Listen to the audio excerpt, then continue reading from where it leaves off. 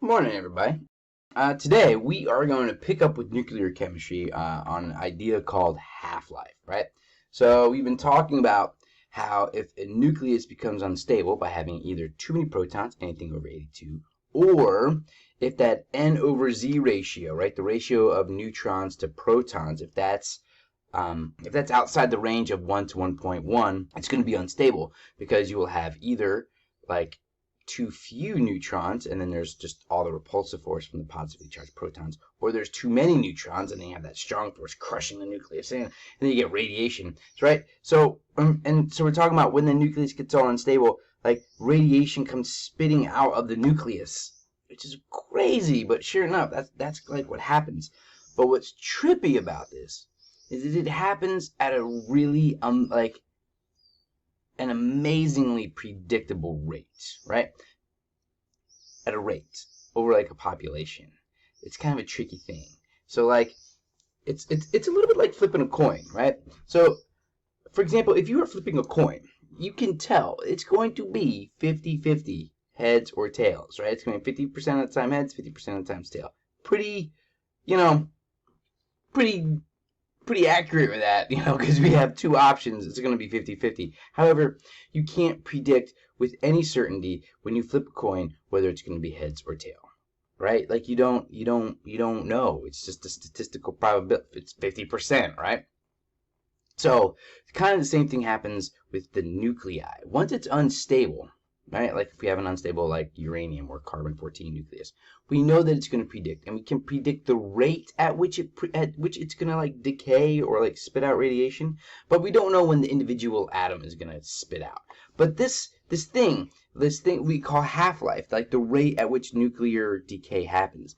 This is like literally, it is the universe's like timekeeper. It is an unbelievably accurate, precise, non-stopping, nothing can affect or change this sort of time clock. And the reason why nothing can affect it or change it is because if you think about it, everything that we've been looking at, like everything in our world at least, is outside of the nucleus, right? It's all electrons being shuffled. What is temperature? What is pressure? It's things bouncing around. Well, if atoms bounce into each other, like the nucleus just stays the nucleus. There's nothing, like the nucleus isn't colliding with anything. It's just sort of like stuck in the middle. You know what I mean? So this thing that we're learning, half-life, unaffected by anything, and it is time to dig in. So what is half-life? It is defined as the time it takes for half of a radioactive sample to decay. So we know that like a radioactive substance is going to decay, and for example, if we start with 1 pound of something, the half-life is the amount of time it takes until you have only half a pound left. Because remember, it decays into something completely different. Like if we're looking at carbon-14, carbon-14 decays into nitrogen gas, floats away. So you will literally start with 1 pound of carbon, and after one half-life, you will have half of a pound. Now, if you look down here, half-lives are not always, within one lifetime. So carbon-14, one half-life for carbon-14 is 5,715 years. That is like a long time, right? But there it is. And look, we have everything. Again, we're not memorizing anything, man. We're looking everything up on the table. So for half-life, table N has all the half-life stuff that you're going to need to know. Right down here on the left-hand column gives you the nuclei, or like the isotope that's like radioactive. We also call it the radioisotope, the radioactive isotope. In this case, we have gold 198. So it's gold. The mass is 198. And like the atomic number right down here, well, you just look it up on the table because, periodic table's right there. And that's how you can know the atomic charge.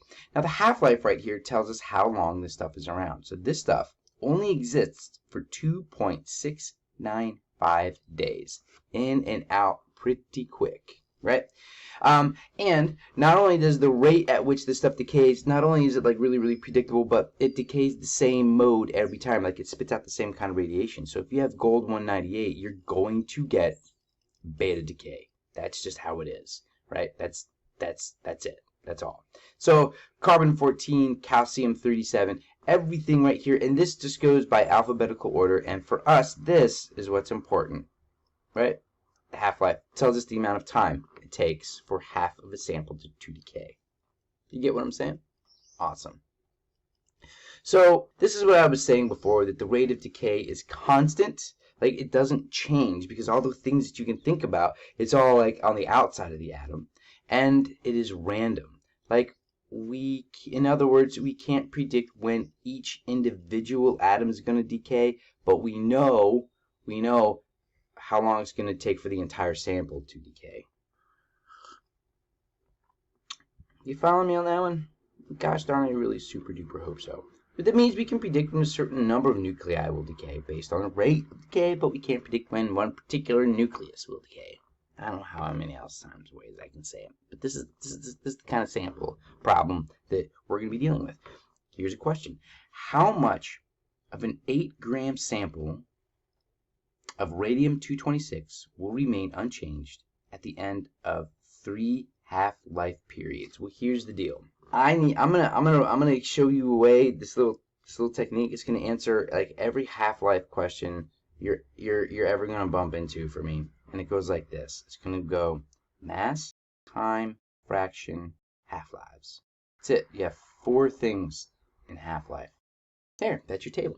Now, on this top line, we're going to enter everything that you start with. So this is the starting point. And in this, how much of an 8-gram sample? So it looks like we're starting with 8 grams, right? And at the beginning, your time is 0. Fraction, this is going to be 1 because you have the whole thing and you have 0 half-lives. In other words, no half-lives have happened yet. And so for this one, I need radium. Oh man, I need my reference table. I don't know if I have my, there it is. Let's go to table and, oh, there it is.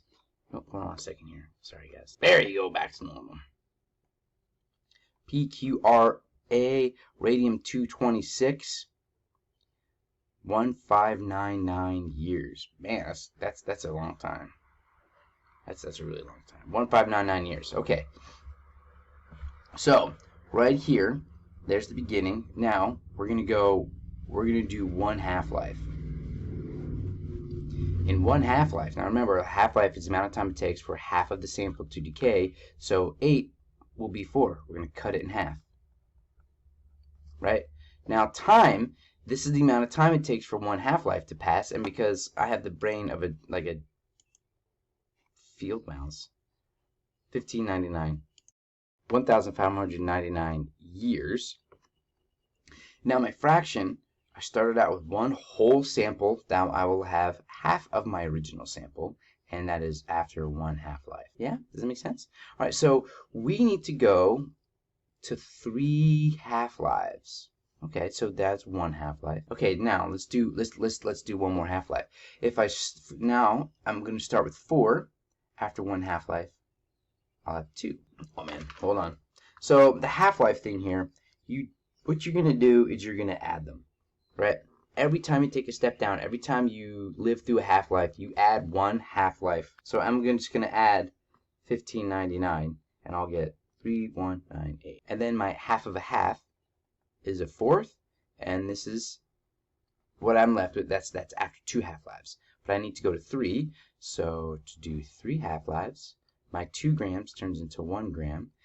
3198, I'm going to add another half-life, so I'm going to add 1599, and I'm going to get 4797. Half of a 4th is an 1/8, and this is my 3rd half-life.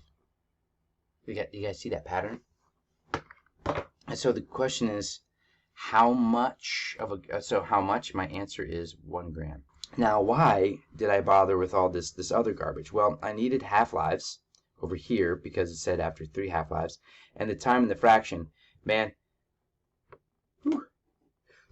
Oh man, excuse me. We're doing that because that's gonna answer every question that you can ever come across with half-lives. So that's why we have this table: mass, time, fraction, half-lives.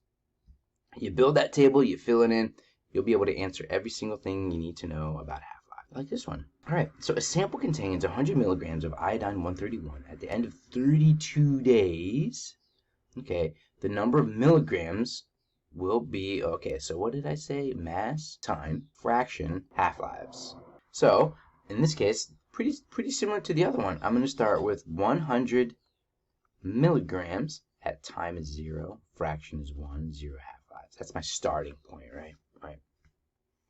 So it's iodine 131. My finish point is 32 days or thereabouts.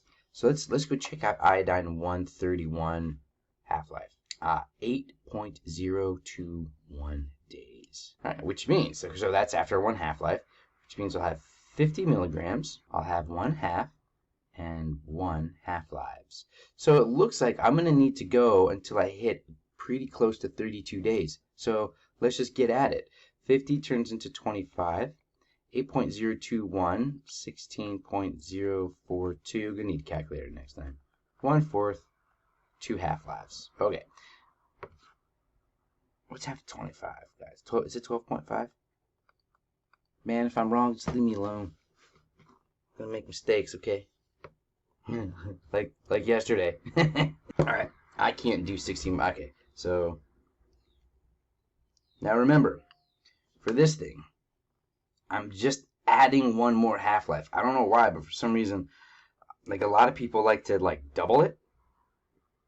I don't know why people like to double it, but it's a thing that people do. We're not doubling. We're just going to add one more half-life, and I'm going to get 24.063. It's going to be 1/8. There's 3. See, I'm just going to, and I'm going to add. Oh, there we go. Look at this. Look at this number, guys.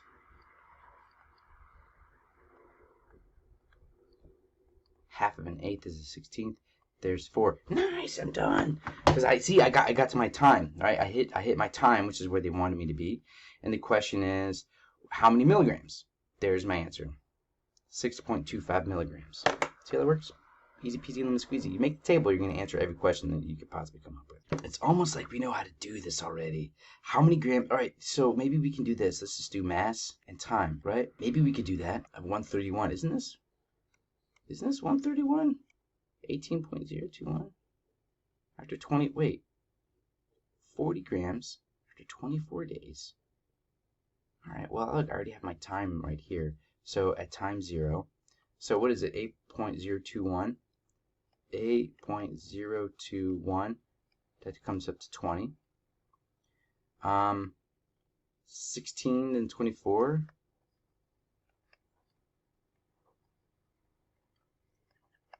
There, 5 grams. Easy.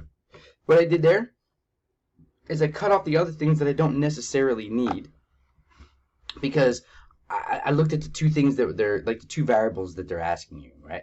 They're asking us to look at the mass and the days, or the time, or the half-lives, right? Or like the half-life duration. You picking up what I'm putting down there? Boy, oh boy, do I certainly hope so. It's silly. I'm still not used to this. I'm never going to be used to this, guys. Like, no one's there to, like, call me out when I make a stupid mistake or give me a hard time. This is, like, silly. I'm talking in this little stupid box right here. One of those awesome people. Anyway. What is the number of half-life periods required for a sample of radioactive material to decay to 1/16 of its original mass? Guys, I'm not even going to do the work for this one. The question is, what is the number of half-lives required to get to 1/16? Well, look what I did up here. See, I'm telling you, the table's pretty good. Here, I got to 1/16. Well, how many half-lives did I have to do? 4, right? Because you're going to start out with one whole fraction, and then it's half, 4th, 8th, 16th, right? Does that make sense? Bam, that one was easy. Not even doing work. Taking notes to do the notes. God's limit. That's stupid. Are we really? This is it? Yep, that's it. Working with half-lives. Do that table several times. Have a great day. That's it.